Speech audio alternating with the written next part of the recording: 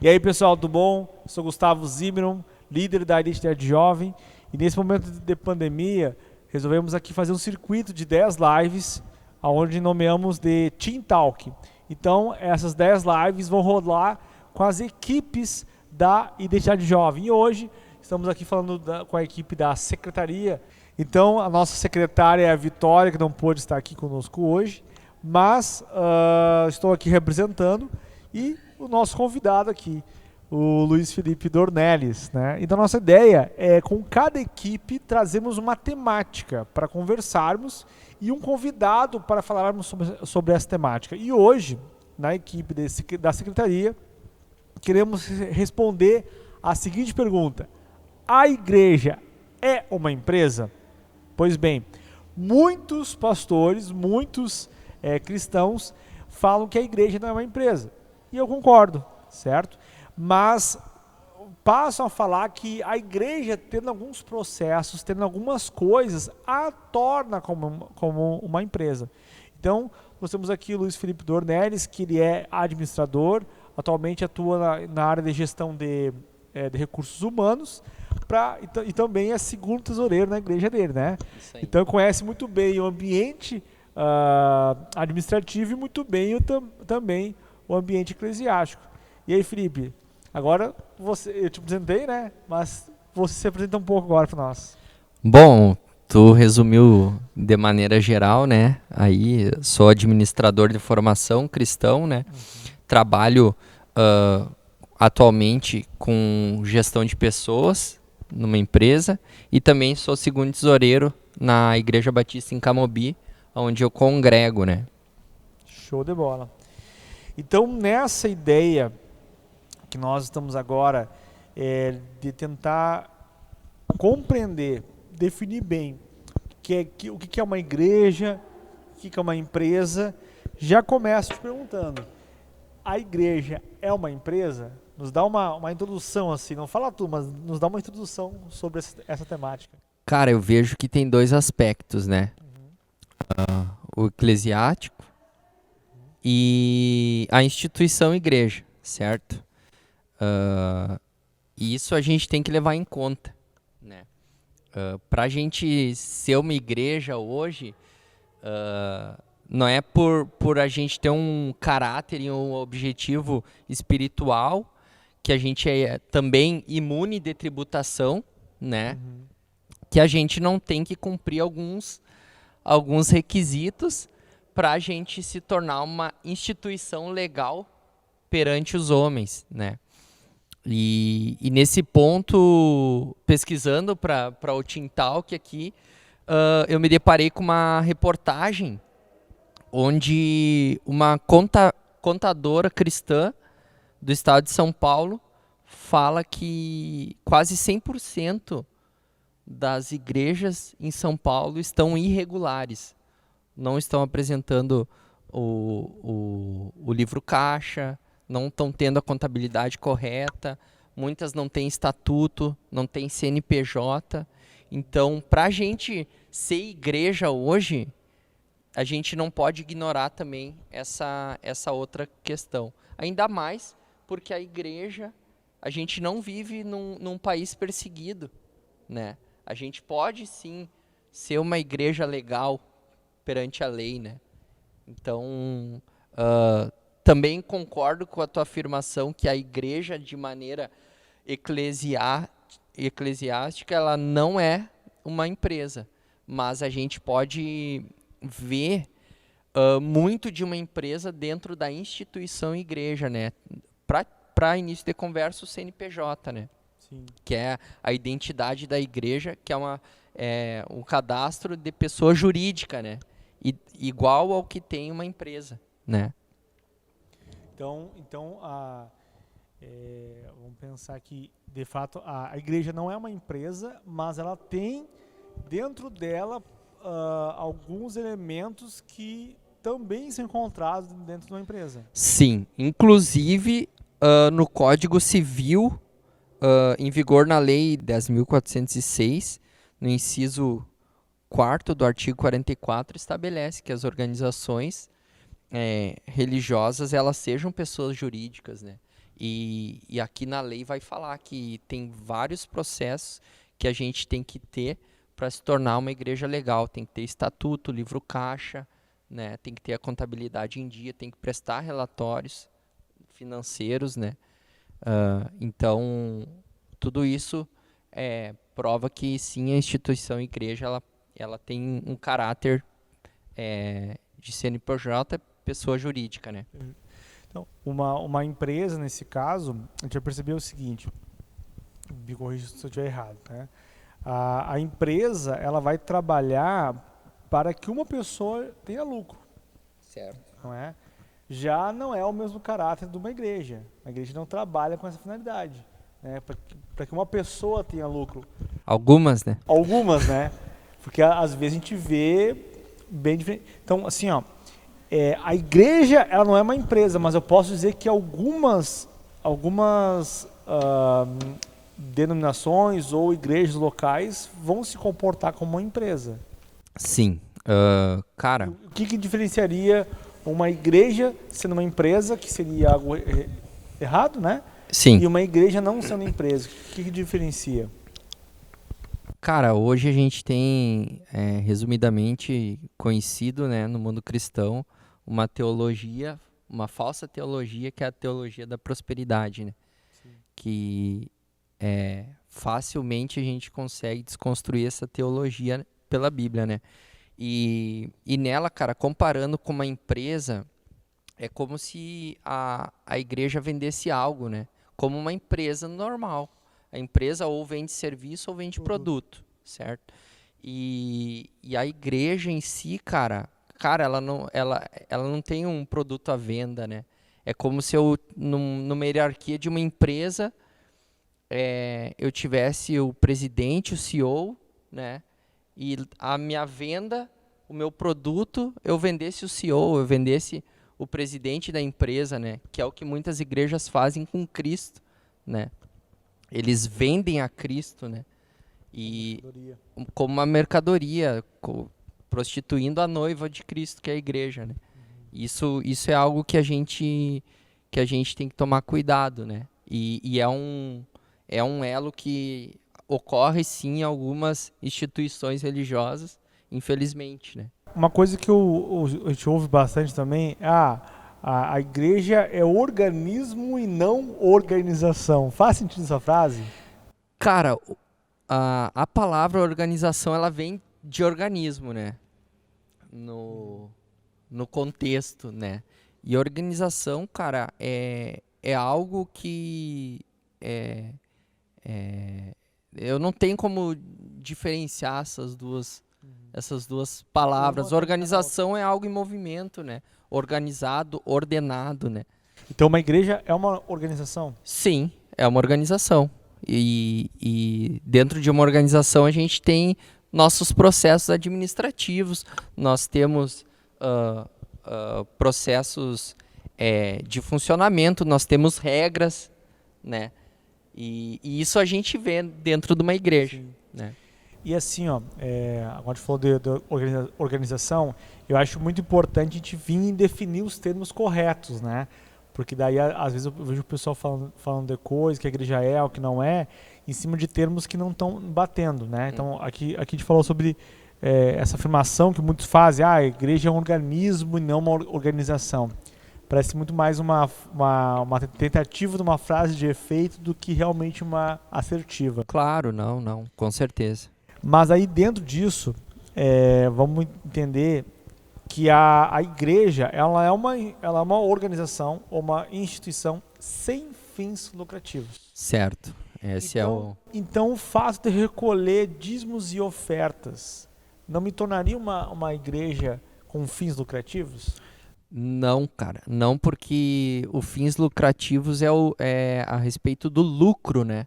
Uhum.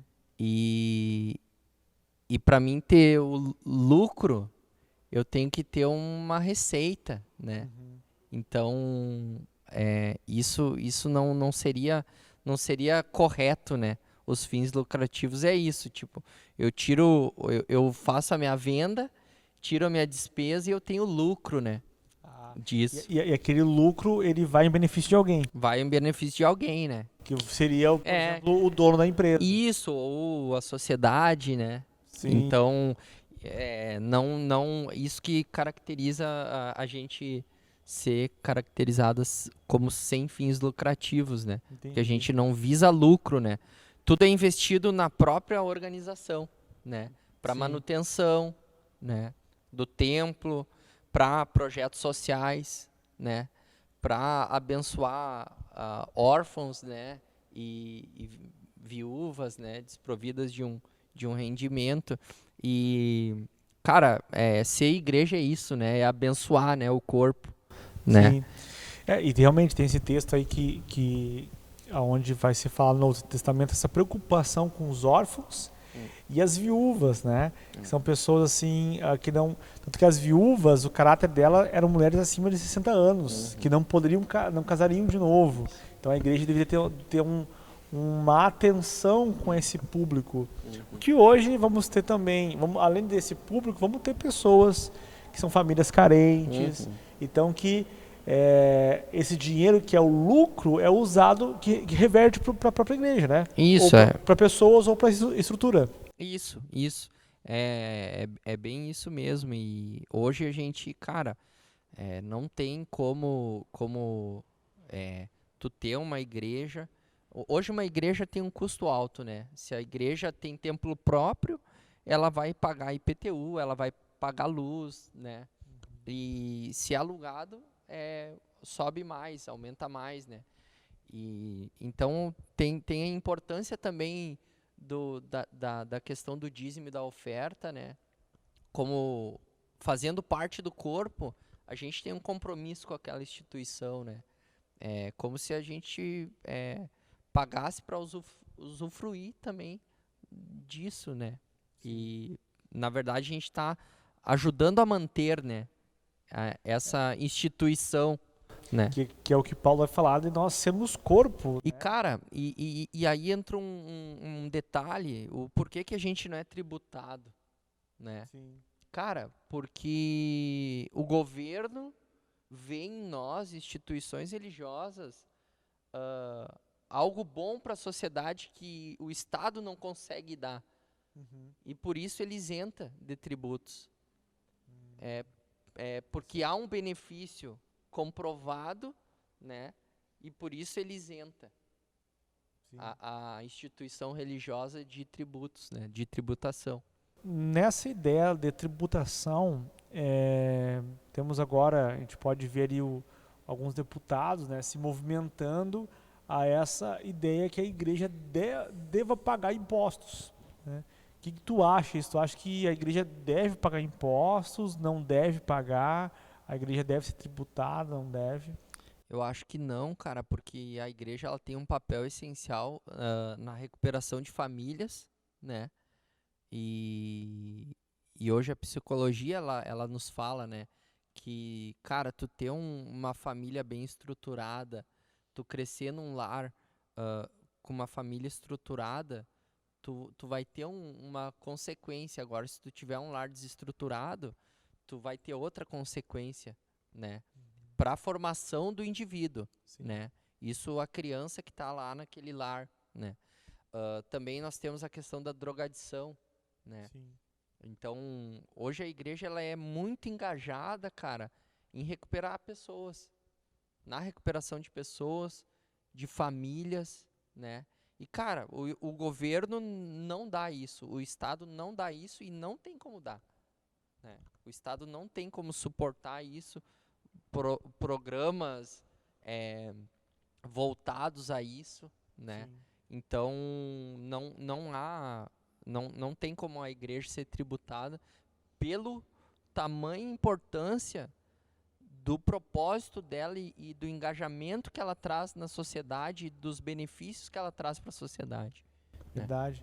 E até mesmo de forma constitucional, a questão justamente do Estado laico é o governo, é o Estado, ele não se meter nos assuntos no sistema organizacional da igreja. E não promover ao mesmo tempo, mas proteger. Eu acho que dentro disso realmente enxergando qual é o papel fundamental da igreja na sociedade, o quanto ela agrega. Isso. Né? Não, é isso mesmo. Vamos pensar que nem, vamos ser sinceros, né? Nem toda igreja cumpre esse papel.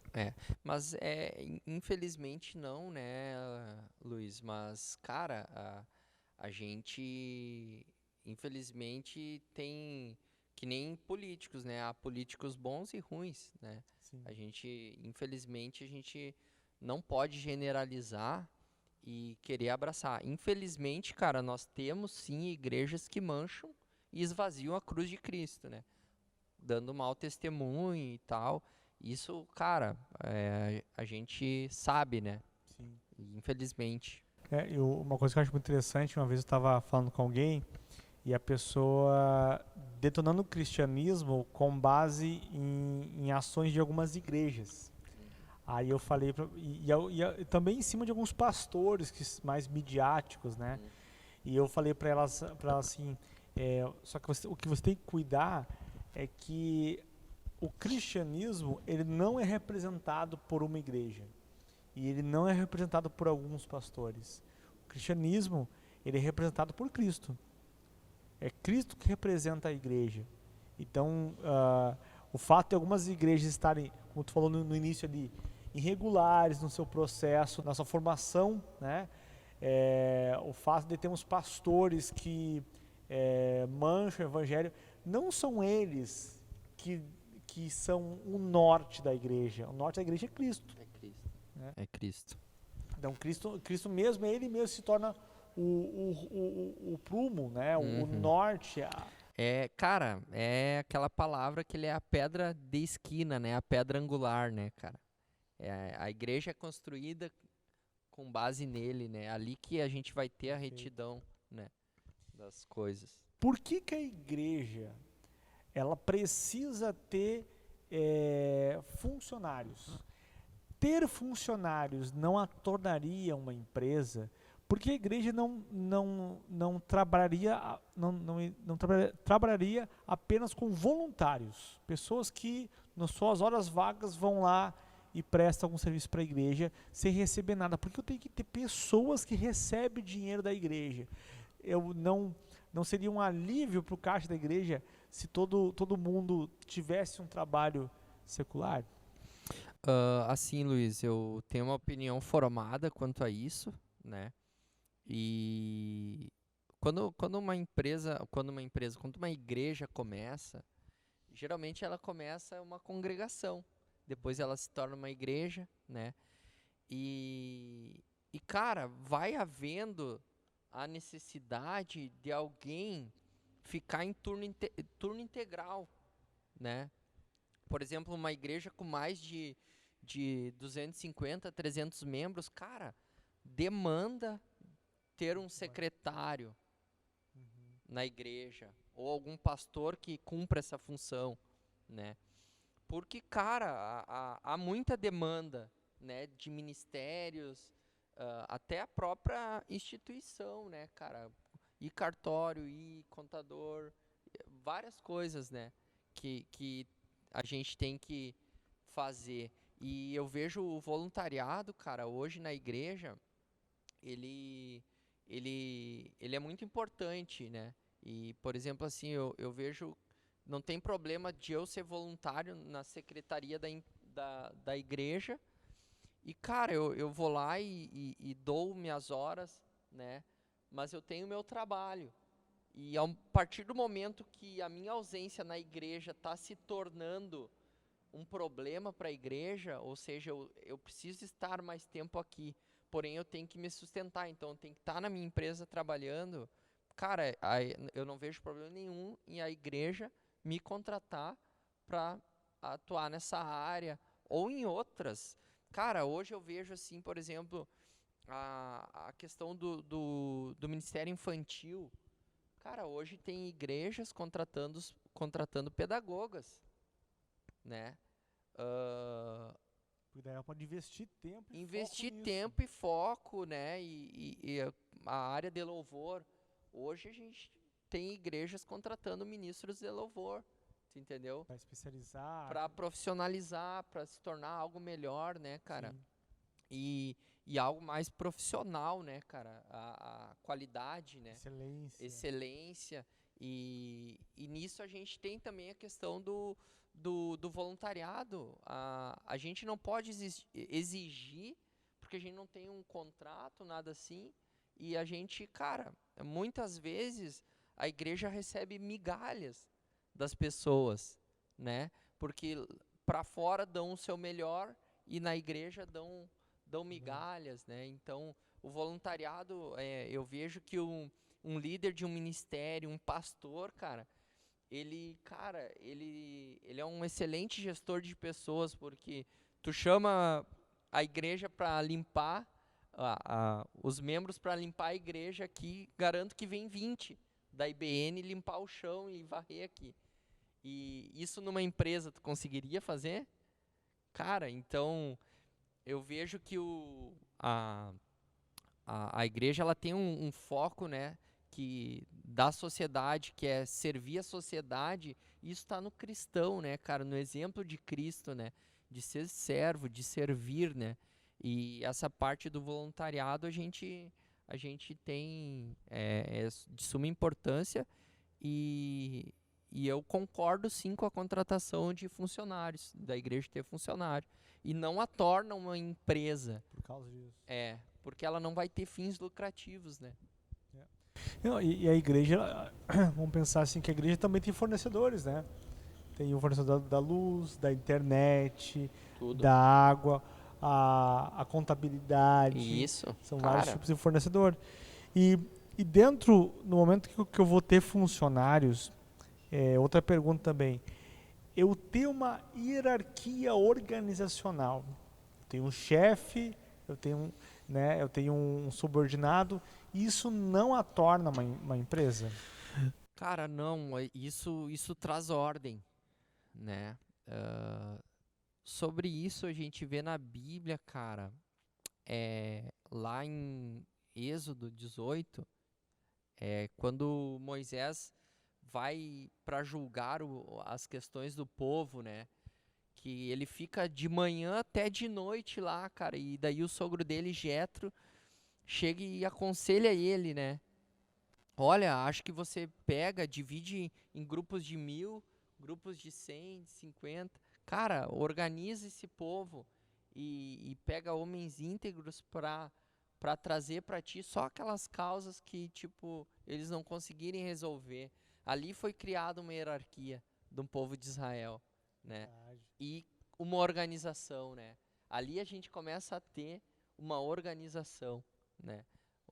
De processo, uma gestão de recursos humanos, um processo bem definido, né? Com grupos de pessoas divididas, né? Ali era só por número de pessoas, né? Não tinha alguma outra atribuição, era só por número de pessoas. Então, cara, a gente tem isso sim dentro da igreja e não nos torna uma empresa. Sim. O fato de eu planejar ingessa o agir do Espírito Santo? Cara, que heresia. Não, cara, não. Até nesse mesmo exemplo que eu te dei aí, cara, houve um planejamento para ser decididas as questões do povo, né? Então, depois que Jetro falou, o Moisés planejou como ele iria fazer aquilo e executou, né? Então, cara, em tudo que a gente faz, se a gente não colocar um planejamento, aumenta muito a chance e a probabilidade daquilo que eu for fazer dar errado. Eu tenho uma cantina domingo à noite. Cara, se eu comprar 100 gramas de guisado para fazer e minha igreja tem 200 membros, cara, eu tenho que no mínimo calcular que cada membro ali, que 70% da igreja vai comprar o meu pastel. E aí eu tenho que planejar a compra desse insumo para mim fazer a cantina baseado num planejamento, né? Cara, quanto que eu vendo no, né, de pastel e tal num domingo à noite, né? Faz um cálculo de uma previsão, né? Faz uma previsão. Outra coisa que a gente vê é planejar, cara, o custo fixo da nossa igreja, né? O quanto que entra de oferta, Cara, o que eu posso gastar. Isso, cara, é um planejamento. Eu preciso trocar esse teto aqui, custa tanto. Cara, mas eu tenho um custo fixo que é 18 mil e entra de dízimo 20 mil por mês. Cara, eu vou ter que me planejar, ver como é que eu vou fazer essa reforma, né? Então, tudo é planejamento e, cara, não engessa a ação do Espírito Santo de maneira alguma, cara. Mas aí eu vejo que também o pessoal vai fazer algumas divisões, né? Tem coisas que são de cunho espiritual, tem coisas que são de cunho físico. Então, por exemplo, o pastelzinho da cantina que é vendido antes ou depois do culto, esse pastelzinho é de cunho físico, Felipe. Mas, por exemplo, o planejamento de um retiro, é um retiro espiritual, então eu não posso planejar. Ou de uma vigília, não posso planejar. Eu tenho que chegar lá e na hora eu tenho que contar com o agir do Espírito Santo. É verdade isso?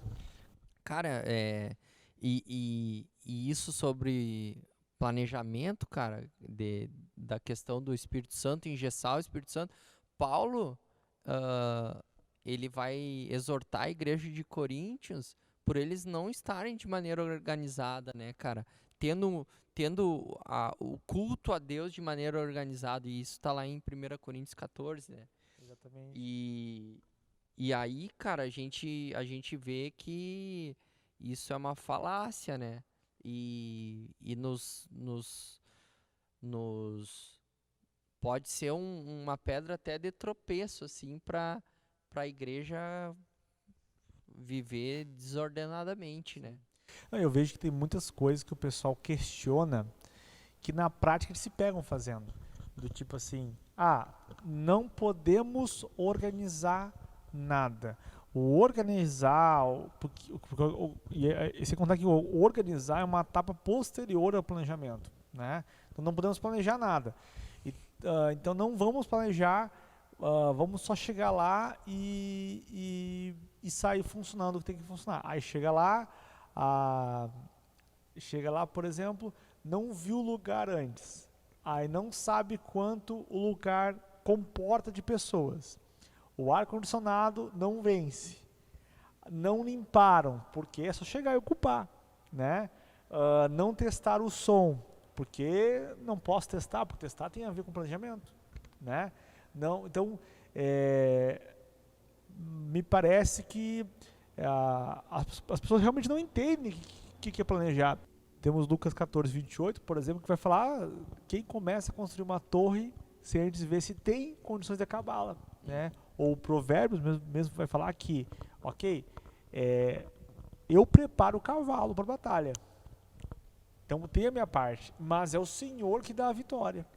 Então, ou seja, o coração do homem faz muitos planos, mas os desígnios, a assinatura final é do Senhor.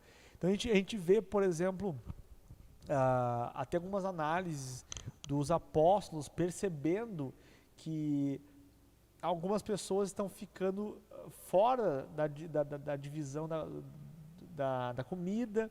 Então eles não querem mais se preocupar com isso. Então eles levantam homens piedosos para se preocupar com isso, de forma que eles possam se dedicar ao ministério da palavra. Então tudo isso é organização, tudo isso é planejamento, é análise de cenário. Então realmente, né, a Bíblia ela tem muito a nos ensinar de planejamento. Demais. No Antigo Testamento também, né? Como o povo deveria sacrificar, né? Tem todo um processo. Quando Deus dá a Noé a questão da arca de Noé, né?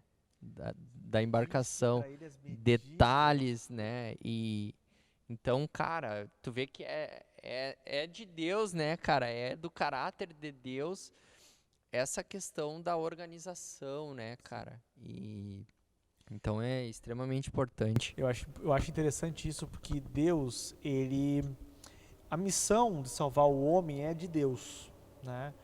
Que a gente chama de Missio Dei, mas ele nos faz participantes da missão dele.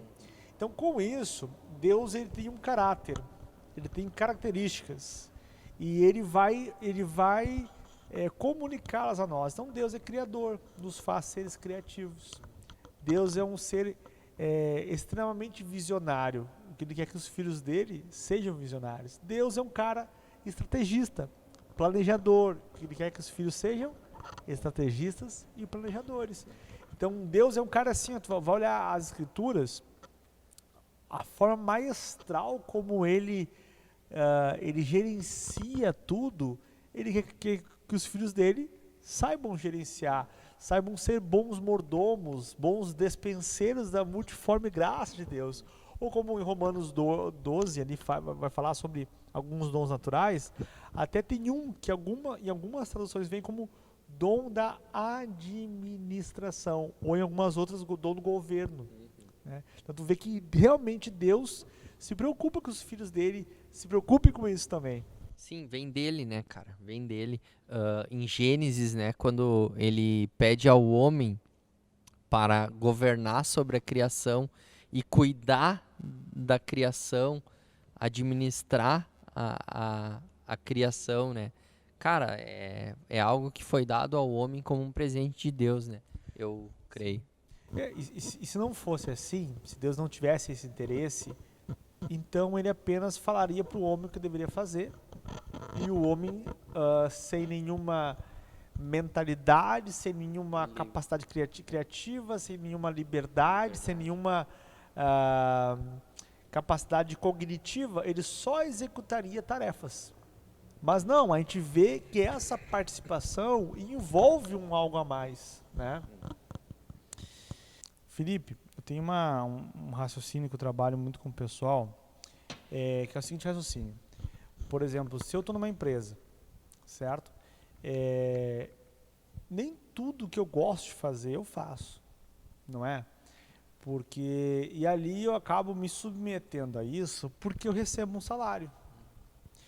E então eu não vou chegar atrasado, eu não vou acessar Facebook durante o expediente, eu não vou fazer uma série de coisas e eu me submeto a isso porque eu recebo um salário. Se eu sou um acadêmico, então eu não tenho como alcançar o canudo fazendo apenas as disciplinas que eu gosto. Então eu me submeto a fazer disciplinas que eu não quero fazer, que eu não gosto de fazer, porque eu quero canudo. Mas agora na igreja, eu questiono muito o pessoal nesse ponto. A igreja, me parece que às vezes as pessoas elas vêm dar o resto. Elas vêm dar o resto do que elas podem. Porque justamente a igreja não é uma empresa, a igreja não vai me dar nenhum benefício. Então, tudo que eu faço na igreja tem que ser gratuito. Ou eu tenho meu trabalho, eu tenho minha faculdade, e quando sobrar tempo, eu me envolvo com as coisas da igreja. E não posso ser cobrado, eu não posso ser cobrado porque eu sou voluntário. E eu não posso também me preocupar com qualificação profissional, ou daqui a pouco melhorar ou investir naquilo que eu faço. Então, de uma forma, o que eu trago de raciocínio para o pessoal é que se o Senhor te chamou para alguma coisa, você precisa se capacitar naquilo. O que você acha desses exemplos? Tu acha que tem algo errado aí? Tu acha que realmente a gente não ganha nenhum benefício na igreja, então a gente pode fazer de qualquer jeito? O que tu pensa sobre isso? Tudo que a igreja faz tem que ser de graça realmente? Cara, assim, tem duas coisas assim que... Primeiro, a questão de dar o resto, dar a sobra, né? Porque Deus me colocou para fazer. Porque eu tenho que entender isso. Cara, se surgiu a oportunidade ali e viram em mim que eu tenho potencial, cara, como a gente é corpo de Cristo, cara, é como se Cristo tivesse me colocado aquilo para eu fazer. É como se eu estivesse fazendo não para o meu líder, e sim para Cristo, né? E aí, cara, nós temos um ensinamento, cara, a respeito da administração responsável, que eu me lembrei da parábola dos talentos, né? Cara, um servo lá ia fazer uma longa viagem e ele deu para 3 servos algumas quantidades de talentos e tal. E aquele servo que administrou bem, os 2 servos que administraram bem e deram e fizeram render o talento, né? O Deus, que é na parábola, né, fala, ele pega e tira daquele que administrou mal isso e dá para os outros, né? Então, cara, isso me ensina a respeito da administração responsável, do meu serviço responsável dentro da igreja, né? E sobre, cara, qualificação, sobre fazer mal feito, cara, eu não consigo separar o sagrado do profano, ou seja, cara, se eu for bom lá fora, eu vou ser bom aqui.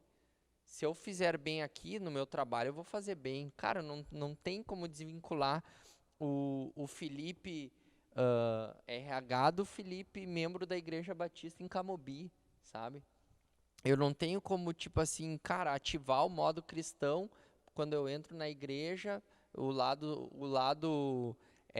voluntário, e quando eu entro, passo da porta da igreja, eu ligo o meu lado profissional, né? E até, cara, assim, é uma das coisas que, se eu sirvo numa área, cara, eu vou ter que estudar sobre aquilo, eu vou ter que me qualificar, né? Lá em Eclesiastes 10:10 vai falar, né, que é muito difícil a gente trabalhar com um machado com uma lâmina que não cega, né? Que a gente tem que afiar o machado. E nisso a gente pega a questão do estudo, cara. Eu faço parte da tesouraria da minha igreja. Cara, eu fico pesquisando softwares, eu fico pesquisando planilhas, eu fico pesquisando métodos de uma boa gestão financeira, de uma igreja nichada. Fazer o teu trabalho bem feito. Para fazer o meu trabalho bem feito. Assim como uma pessoa que é do Ministério de Louvor, ela demanda tempo em ensaio, ela demanda tempo tirando uma música, né? Estudando teoria musical. Então, cara, isso tudo eu vejo que verdade, isso acontece, mas que é errado, cara. Eu pelo menos é o meu ponto de vista, sabe? E a gente tem que fazer pro Senhor e dar o nosso melhor, né, cara? Então, cara, é isso, e tem esses exemplos bíblicos, né? Que pra gente se basear e pra gente ver, né? Então vamos olhar assim que realmente, eu acho que a parábola dos talentos nos revela muitas coisas. Demais. Vai revelar essa importância de que Deus entrega para o ser humano um talento, ou X talento, e o ser humano ele precisa usar recursos aonde ele vai se especializar, vai melhorar, vai avançar, de forma que ele venha multiplicar. Sim, isso aí. E se ele apenas enterrar, né? Então, tem uma coisa que acontece muito assim que eu percebo, pessoal, as pessoas Deus me dá uma faculdade, ela passa na faculdade e se afasta, né? Deus me dá um emprego, ela consegue um emprego e se afasta. Sai. Né? Então, pensar que quando nós aceitamos a Cristo, nós ganhamos uma função no corpo, como eu falei em Efésios 4, uma função no corpo com o fim do aperfeiçoamento dos santos. Então é legal o trabalho, é legal a faculdade, mas na real a gente está correndo atrás correndo atrás do benefício que isso nos dá. Sim. E às vezes não fica muito claro o que nós ganhamos no reino, o que o reino está nos oferecendo, né? E nós ficamos tão fechados no conquistar aquilo que o emprego dá, aquilo que a faculdade vai dar, outra coisa vai dar, que a gente fecha nossos olhos e acha que realmente a igreja é o meu resto, é de qualquer forma. É, né? até é algo interessante isso que tu levantou, porque assim, quando a gente aceita Cristo como nosso único e suficiente Salvador, a gente morreu para as nossas vontades, né? A gente morreu para.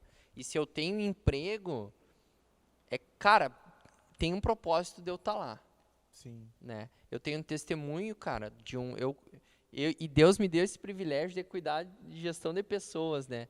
Eu tenho um testemunho de um colega meu, cara, que ele estava com depressão e ele chegou na minha sala, assim, e, cara, começou a desabafar e eu, cara, com licença, fechei a porta, chavei a porta, era próximo ao meio-dia e, cara, falei para ele, tu tem valor para Cristo e tua vida tem valor, cara. Tipo, e falei a palavra de Deus, né? Cara, Jesus pagou um alto preço por ti para tirar esse peso. E daí eu orei por ele para que Deus tirasse aquele fardo que ele estava carregando e fizesse com que ele experimentasse o fardo leve de Cristo. Sim. Esse meu colega, cara, no final de semana teve um retiro da igreja. Eu falei para ele, cara, não marca nada. Não marca nada no teu final de semana que eu vou levar tu e tua namorada para um lugar com a gente. Ele foi pro retiro e, cara, tá até hoje caminhando conosco, sabe? Então, cara, eu tô no meu emprego, cara, porque eu tenho que levar o reino no meu emprego, sabe? E, cara, as pessoas estão sedentas por Cristo, né? E então a gente tem que usar os nossos talentos, os nossos recursos A serviço do reino. a serviço do reino. Não é só na igreja, cara, que eu sou cristão, que eu sou mensageiro E do... entender, né, que o meu trabalho não é ele que me sustenta. Não. É o Senhor que me sustenta. Entender que a minha faculdade, eu não vou servir a Deus quando acabar a faculdade, mas enquanto eu estou na faculdade, eu preciso estar servindo, né? Atento. Cara, né? isso. E é um ponto, assim, que é muito importante para o cristão, né, cara? A gente ter essa consciência, porque aí a gente vai entender a suficiência que Cristo tem para nós, o quão suficiente Ele é, né? A partir do momento que a gente coloca isso, cara, não é, o meu sustento não vem do meu contra-cheque, do quanto eu ganho, do quanto caiu na minha conta bancária. O meu sustento não vem daí, né? Vamos pensar que o emprego é um dos infinitos canais que Deus pode usar. E, cara, como é bom experimentar isso, cara. Essa dependência. E o quão bom eu falo que não é que é fácil. É difícil para nós seres humanos, cara. Mas quando Deus age é tremendo, assim. A gente vê o cuidado dele por nós, né? Então, quando Deus coloca algo assim, uma visão de algo que, cara, é quase impossível, é tão bom, cara, e tu sabe da nossa experiência, é tão bom saber que, cara, só vai acontecer porque ele vai fazer, sabe? Só vai acontecer por isso, sabe? Então, Felipe, nos dá agora um resumo e resposta para todos aqueles que estão nos vendo ou vão nos ver em algum momento aí, sobre a questão: igreja é ou não uma empresa? Nos dá um fechamento sobre isso, falando para poder ajudar aqueles que estão assistindo. Sim. A como guiar suas mentes, a como gerenciar suas igrejas. Sim. Assim, eu coloco que tudo isso que a gente falou, Deus nos deu meios, Deus nos deu inteligência para a gente bem administrar os trabalhos que tem na igreja, né? A igreja não é uma empresa com fins lucrativos, mas tem um CNPJ, ela é uma instituição, uma pessoa jurídica, né? E ela também tem o seu lado eclesiológico, né? Então, que presta um serviço para a sociedade, né? E a gente, cara, a gente tem que se profissionalizar, a gente tem que buscar ter mais competência, né? Hoje eu vejo, cara, algumas igrejas que estão se dando super bem, super comprometidas com o evangelho, com Cristo, igrejas totalmente cristocêntricas que pregam a Cristo verdadeiramente, e cara, eles têm um processo administrativo assim de empresa, eles têm um processo seletivo para entrar em ministérios. Eles fazem seleção para entrar no ministério, porque a empresa tomou um porte, uma estrutura que, cara, muita gente quer, mas, cara, não, sabe? Sim. Não adianta ficar 50 cara com câmera aqui, vai parecer um show. Isso aqui tem que ter 2 aqui tirando foto, filmando, né? Senão... Não, vamos pensar assim, ó, eu quero entrar no Ministério do Louvor, mas não sei tocar nada. Não sei tocar nada. Pô, cara, o que adianta, né? O que adianta? Aprende primeiro. O que adianta? Bah, eu tenho um caso assim. Eu tava aprendendo... Bah, vou ter que relembrar essa. Eu tava aprendendo bateria com Moisés, lembra? Daí eu tava lá aprendendo a tocar, assim. Daí o Alessandro... Corta essa. O Alessandro, lembra dele? Do filhinho, como é que é o nome do... Alessandro. O do Lauren. Isso, do Lawrence. Lawrence. Daí ele passou assim, cara, tu tá tocando bem, cara, vem no ensaio. Cara, cheguei lá, que vergonha, homem. Começaram a tocar, eu não consegui, tu não tava. Não, acho que não. Nossa, velho. Daí o Gustavinho, falou assim, Lipe, não dá. Entra nisso. É um exemplo. Não. A boa vontade, ela é uma etapa. Mas a qualificação, o aperfeiçoamento é uma outra etapa importantíssima. O treinar, né, o praticar, cara, e investir, né, cara, investir no reino, assim, também os nossos recursos, cara, às vezes a gente tem isso, né, tipo, cara, peraí, entrou meu salário, 10%, tal, cara, quando na verdade tudo é dele, né, cara, tudo é dele, não é 10%, é tudo, né. Então, cara, isso quando essa chave caiu pra mim, cara, mudou totalmente a minha vida, a minha forma de viver e a minha forma de servir, né? Uma pessoa, tipo, egoísta, que pensava nos seus próprios interesses muitas vezes, e hoje, cara, não tem coisa melhor que tu abençoar, né? Então... é ser o evangelho vivo aqui na terra, né? Ser a palavra viva. E tu citou esse texto, né? Eu gostaria de ler ele aqui e dar uma visão sobre esse texto, né? Porque tanto Jesus quanto Paulo usam o termo jugo. Só que Paulo, quando ele fala sobre jugo desigual, ele fala sobre a carne de bois. Mas em Mateus 11, quando Jesus fala sobre o jugo, ele não fala sobre a carga de bois. Olha o texto. Vinde a mim, todos que estáis cansados e oprimidos, eu vos aliviarei. E eu gosto muito da forma rabínica, às vezes, de construir os textos. Jesus não era rabino ordenado, que nem Paulo, né? Mas ele tinha essa pegada. E ele vem e fala...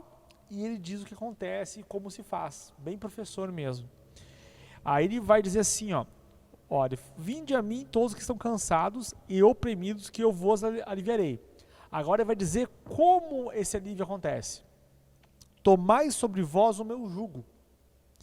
E aí, o jugo que Jesus refere aqui, quando um rabino pegava alguém para ensinar, ele colocava sobre esse alguém o seu jugo, que é a forma de ver o mundo, é a forma de ver as coisas. Então Jesus quer falar assim, você que está cansado, sobrecarregado, você que está oprimido, pela sua forma de ver o mundo, tomai sobre vós a minha forma de ver o mundo, e aprendam de mim.